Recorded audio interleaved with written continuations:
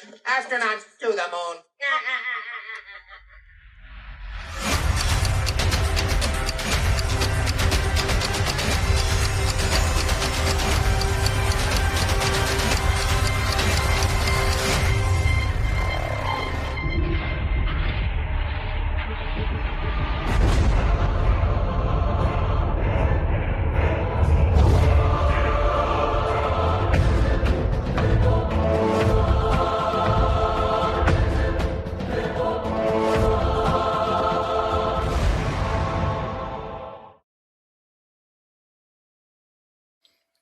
What's going on, everyone? It's Jeranism, back again with another video for you. Today I wanted to talk about this world that we live in, the globally accepted pretend land, otherwise known as the spinning ball Earth. Now, some people, and I'll call them human beings, they still have control of their faculties, and so they can think for themselves, they can see past the deception. But simply put, there's others. And the other group, I'll call them not human beings, but rather we already know these things. We like to trust and take others' word for it. You know them, the brave types that think they're smart, so they go out on a limb and trust science, who is 100% right today. And if they find something that they were wrong about, well, they just fix it. And what do you know? Right again. I'm impressed. Oh, you can link to Wikipedia, huh? A Snopes article. Oh, nice. SmarterThanThat.com. Wow. Genius, I must admit. But us human beings have it's what's called a brain, and we can see when something ain't right. And, you know, like that hole that the 757 left in the Pentagon, or Building 7 that just, oops, happened to fall down. How about the presidents who can't quite keep their story straight? He told us the operatives had been instructed to ensure that the explosives went off at a point that was high enough to prevent people trapped above from escaping. Or those who trust an old drunk Uncle Buzz. When we got back into the lunar module, we took off our heavy backpacks, and along with other weighty items, we threw them out on the lunar surface along with some garbage bags to lighten our load for liftoff. There went something. What you talking about, Aldrin? Wait, you mean the life support backpacks? You threw them out with the door open? On the moon?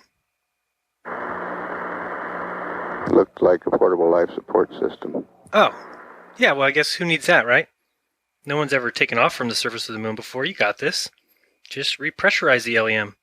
Nobody will even know that you had to take off those suits to throw them out. And that the door had to be open. The conditions on the lunar surface they're just fine.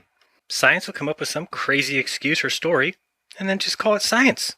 You guys are in the clear. My lips are sealed. There comes the other place. Yeah, I wouldn't even worry, Buzzy. People are in love with that ball. You could basically get away with murder. I bet you could even take up that little apron thing and have a Masonic ritual. It's all good. All the NASA fanboys will swear on your behalf.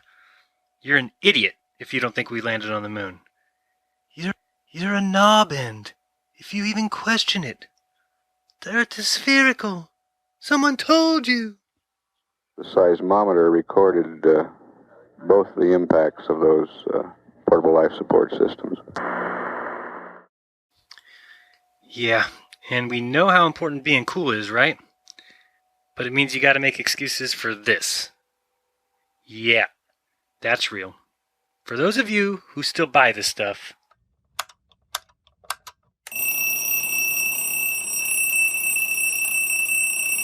wake up. No snooze. No more time for that kind of stuff. No time to make excuses. We've heard them all. We know light bends, refraction, it's a mirage, Fata Morgana. Oh no, not gravity. Not again. The force that has no equal or opposite. Oh boy. I can't take it anymore. So atmospheric refraction is a deviation of light from a straight line as it passes through the atmosphere due to the variables in the air density as a function of altitude. Near the ground or near the water, it can produce mirages and can make distant objects appear to shimmer or ripple, to elevate or lower, to stretch or shorten, and can appear with or without a mirage. Atmospheric refraction causes items to appear higher in the sky than they are. Scattering of ice crystals and other particles are responsible for other such phenomenon as halo, afterglows, rays of sunlight, and sundogs. Those ice crystals. Look, guys, trust who you want. You want to believe that this all exists, and then at the same time believe that 40 million pounds of micrometeoroids make it to Earth's surface every year? That is 2 million gram-sized bullets traveling 20,000 miles per hour that are blasting us every hour. And you think satellites exist? Folks, they just don't. The globe is impossible. Space is a hoax. And I know it's hard to admit, because all the cool kids believe in it, all the cool kids think we live on a ball, all the cool kids think we spin, but not me. Nope. I'm a bit different. I'm not really interested in being like the cool kids. Like the cool kids. One more time, just for fun. Come on. I'm not really interested in being like the cool kids. Like the cool kids. All right. I know what you guys are thinking. Prove it to you, right? Okay. You twisted my arm. I'll go ahead and do that. So let's start with, how about the definition of the word geographia? You can look that up for yourself if you like, or you can see here that it stands for a vivid representation of the Earth to create an illusion of reality. As mentioned earlier, that most surveying measurements are carried out as if the surface of the Earth were perfectly flat. The method of surveying based on this assumption is called plane surveying. In plane surveying, you neglect the curvature of the Earth, and it uses the principles of plane geometry and plane trigonometry to compute the result of their surveys. The use of a plane surveying method simplifies the work of the surveyor. Within a distance of 20 kilometers, the effect of the Earth's curvature on our measurement is so small that we can hardly measure it. Let's look into that. So let's see, they seem to think that 20 kilometers doesn't have a big effect. Well, that's 12 miles, and 12 times 12 times 8 is 1,152 inches. Divide that by 12, and that's 96 feet. So if 96 feet of curvature does not make a big deal to a leveler or a surveyor, we've probably got an issue. Let's look at the next point. Talking about this diagram here, it is going to go ahead and tell us that by definition, the curved surface of a sphere is termed a level surface. I'll repeat that again. By definition, the curved surface of a sphere is termed a level surface. The direction of gravity is perpendicular to this level surface at all points, and gravity is used as a reference direction for all surveying measurements. The vertical direction is taken to be the direction of gravity. In addition, the horizontal direction is the direction perpendicular to the vertical direction of gravity. Let's just say that this could just say right here, the Earth is flat, and we're going to try and talk a bunch of shit in another direction. But that's what they're basically saying. Most surveying activities are performed under the pseudo-assumption that measurements are being made with the reference to a flat horizontal surface. This requires some further explanation. The Earth actually has the approximate shape of a spheroid, that is, the solid generated by an ellipse rotated on its minor axis. However, for our purposes, we can consider that the Earth to be a perfect sphere with a constant diameter. In addition, we can consider that the average level of the ocean or mean sea levels represents the surface of a sphere, and therefore we take it as flat. Interesting. So first, let's take a look at this beautiful picture of the spinning ball Earth and realize that as the world goes through its orbit around the sun, we spend a quarter of the year in each season. So based on that, would you also agree that the South Pole gets the same amount of sun as the North Pole? It would have to, correct? Then does somebody want to explain why we have a gigantic continent called Antarctica, where only one animal really lives? But on the north end, there is not a gigantic ice continent. Someone needs to explain to me how they could be different when, based on the globe, they should be the exact same. So now let's look at the next diagram, and we'll go ahead and take the red line and put it straight through the Earth's axis. And if the Earth is at a tilt, as shown with the red axis there, then why does the green equator get the bulk of the sun? The equator doesn't even make a difference anymore. It's no longer the middle. And if the atmosphere spins with the Earth, then why does the Coriolis effect happen at all? How could the spinning of the Earth cause winds to go in certain directions or cause anything to happen if the entire atmosphere is connected to the Earth as it spins? Should make no difference at all, but of course, we know how the globe earthers work. Now, people often bring up the whole train example, talking about if a train is traveling in one direction and you're inside that train, you could throw a baseball back and forth and the direction of the train would make no difference. Well, I challenge you with this, as I used to take a train to school every day for many years.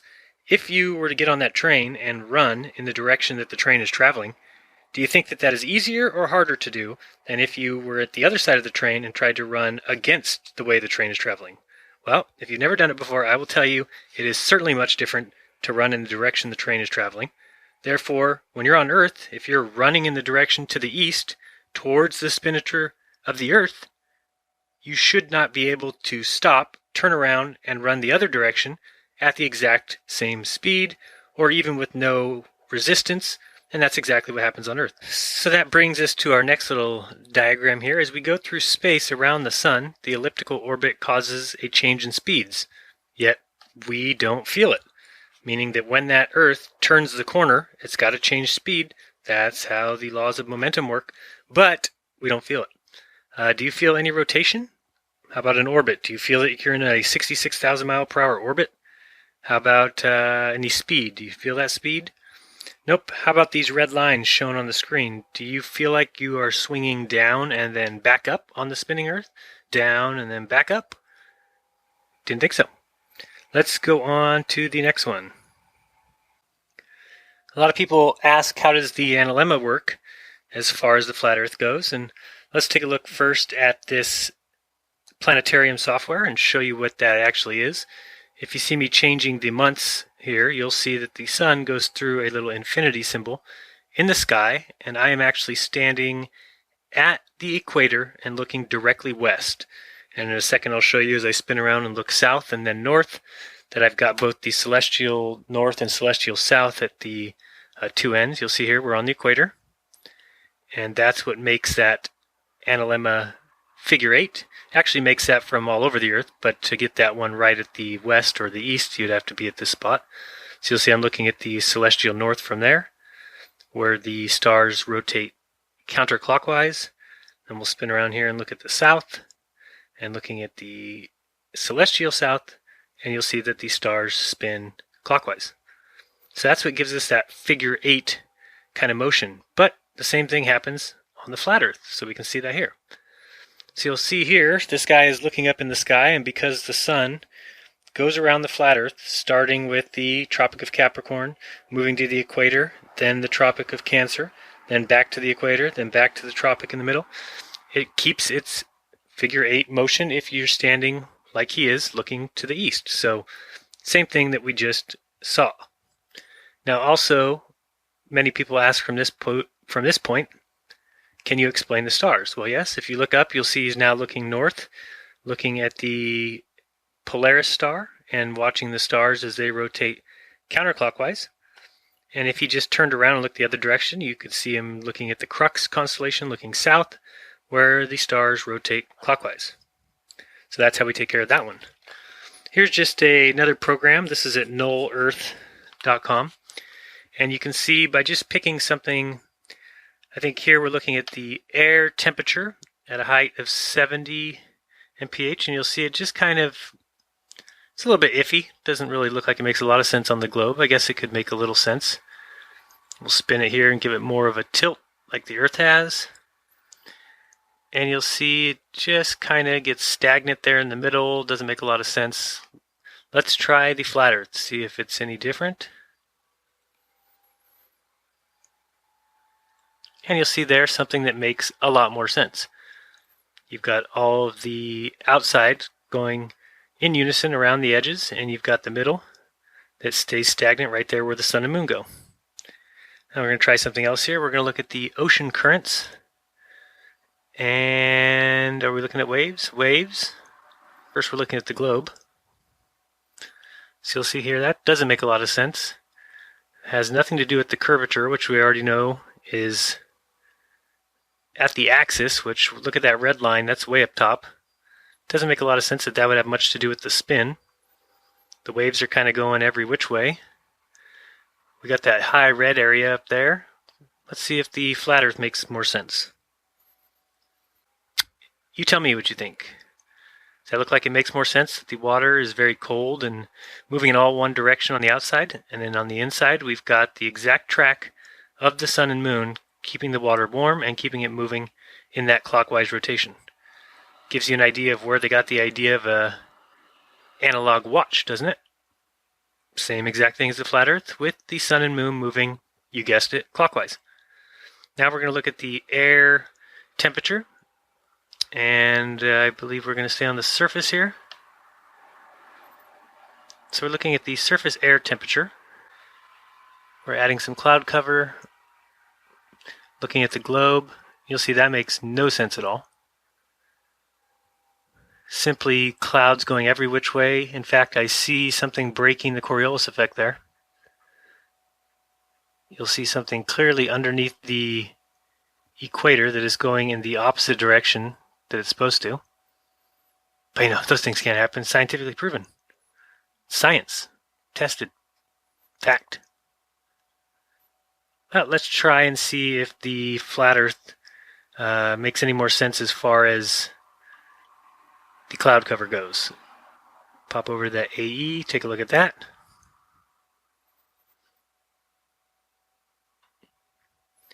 And again, we've got something that makes a little more sense. We've got the clouds just kind of staying where they're at, right there in the path that the sun and moon take. And the ones on the outside moving at a much quicker speed in the opposite direction. Have you guys ever looked up in the sky and seen two layers of clouds? Looks like one set of clouds is going one way, the other set's going the other way. Certainly looks like what we see on a flat Earth, whereas the globe had clouds going 45 different kinds of ways. Didn't make a lot of sense. Let's do a visual experiment. Join me. So first we've got this guy here at the North Pole, and we're going to call him number 1. So that must be me. Ha! Did you get it? No? Then next to him, to his right, is going to be number 2. Next, what we're going to do is continue that path of people. You can pretend they're holding hands if you want. I don't know. If it makes you feel weird, they don't have to hold hands. And it goes all the way around the side until we get to the South Pole, and that person is number 1 million. Okay, so let's pretend they're all there. Now we're going to start with number 1,000,001 and head back up to the other side, going back up to the North Pole, where that person would be number 2 million. Now notice that we're all facing the same direction. And by that I mean, let's pretend that we're all facing me, or facing the screen. And so what that means is that the people on the top would be facing technically south, the people on the bottom would be facing north, the person at the spot where I marked a W would be facing west, and a person marked over at the letter E would be facing east, and if you look at the 10 o'clock spot, that person up there would be facing southeast. So that means that as the world turns here in a moment, that the people on the left side, the numbers 1 through 1 million, will be watching the sun rise. And the people number 1,000,001 to 2 million will be watching it set. Hopefully you follow so far. So if we were to take two different people, let's take number 3 and number 999,999. Those two people are standing completely opposite each other, correct? Meaning their feet are pointed towards each other. They are upside down versus one another. Yet both of them are about to see the sun rising up from their feet. That is impossible because you can't live on a globe.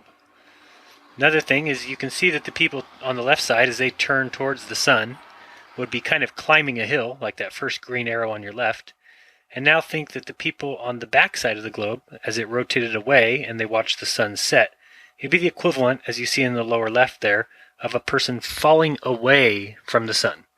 Is that what it feels like when you see the sunset, or does it feel like the sun is setting? So here we have another visual representation of the same thing. You'll see the globe spinning with all the red-headed little fat-headed stick people. And as they're rolling around here, in a second I'll pause it where you can see that as those people are coming around, they would actually see the sun rising, But those two people are upside down each other, yet they both see the sun rise as shown.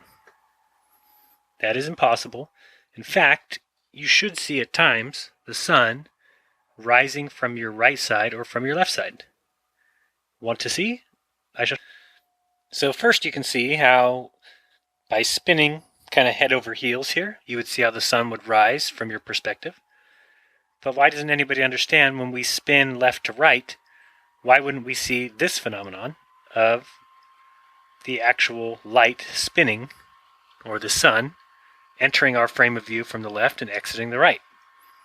But it always comes from our feet up. Here we've got a little diagram for you to look at. You'll have to notice, and you can just take a globe at home and put a piece of cardboard on top. That plane is all you would be able to see from the top of the globe, admitted even by the globe earthers, that there isn't a perpetual amount of distance you can see. Therefore, that's all you see, meaning when you see the sun rise and set, you would only be seeing that short little arc. Yet it happens in 12 hours, and the moon somehow, or the sun somehow, both of them, go all the way around the globe for you to see them. Again, we show you here, there's the flat plane, that's all you'd be able to see. There's the sun, as that's when you'd be able to see it rising. And then coming up here, you'll see something that goes hand in hand with the coming lunar eclipse. Because at times, the lunar eclipse can be seen when the sun and the moon are both above the horizon. How is that possible that you'd be seeing the shadow of the Earth? No way. Sorry, Earth, not a globe. And these girls did a little science experiment by sending a balloon to space, and as can clearly be seen, they also found out the Earth is not a globe. Yet some people will tell us, we see the curvature from an airplane. Well, I tell them, no, you do not. So here you see just a little bit more information on the actual path that your Earth takes when you believe in the globe. So let's look again at exactly what that is that you believe. And you have to believe if you are a globe earther. Not only do you think that we are spinning 1,000 miles per hour, but you also think we're traveling around the sun at 67,000 miles per hour, which is 586 million miles per year. Not just that, but while we're doing that, the sun is also traveling around the Milky Way galaxy at 490,000 miles per hour, traveling 4.3 billion miles per year. Not just that, but while the sun is going around the Milky Way galaxy is also traveling around the universe at a whopping 2.2 million miles per hour, which means it travels 19.2 billion miles in a year, and yet when we get back to our starting point at the end of every year, the stars reset themselves back to right where they started, yet we're 19 billion miles away from our original point. That, folks, is some magical, cosmological bullshit. So I ask you to do just one thing, and that's contemplate on the globe and on space, because both are fake. I mean, do you think that if you stood and faced south for 10 minutes and then turned and faced north, it should feel the same on the spinning ball? Come on, guys, it's 2015. How long are we going to let these clowns lie about where we live? Listen, if the globe is true, so be it. I don't care one little bit. The reason I do care is because they can't prove it. To get us to believe in their globe, they spoon-fed us. A globe in every classroom, in every textbook, in every logo, in every billboard, every commercial, every single chance they got, they forced you to, 1, believe in it, and 2, to call anyone who doesn't an idiot. So folks, let's think. If the globe were true, why am I getting death threats? Tell me, please. Why am I getting emails saying, we're watching you? There's a reason. And why not force these genius scientists just to prove it? Name-calling and demeaning videos are not proof. And that's all I see. I know I'm not stupid, but I know proof when I see it. And when it has been shown, and ladies and gentlemen, they have shown us make-believe, CGI images, and why you might be okay with it, I'm not. My grandparents never knew where they lived, because they were lied to. And I'm going to make damn sure I know, before I die, where I live. And I'd appreciate help. And if not, I'll do it on my own, because I'm not really interested in being like the cool kids. Like the cool kids. So everyone, thanks for watching. I do appreciate it. I am trying to return all of your emails and comments, I promise you. I'll get to it as soon as I can. Just wanted to remind you all to be kind to one another. Don't lie to each other. And don't forget the most important part, and that's open up your mind, because there's truth inside. So till next time, this has been Jeranism. Stay flat. Peace.